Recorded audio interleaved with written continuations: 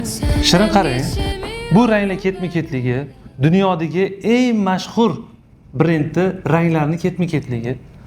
Bu qaysi brendligini topib menga aytasiz. Bular Virtus Tricot brendining ranglari.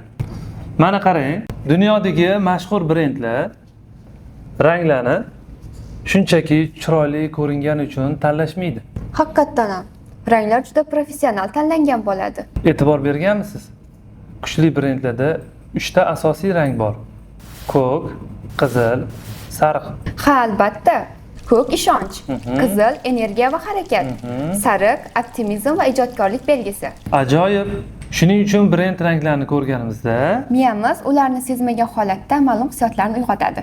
to'g'ri, brend yaratishda odamlar eslab qoladigan narsa ranglar hisoblanadi. Sadulla aka, Virtus Tricot'da ham ranglar tasodifan tanlanmagani ko'rinib turibdi. Shunaqa Shirin. Qizil, oq, qora.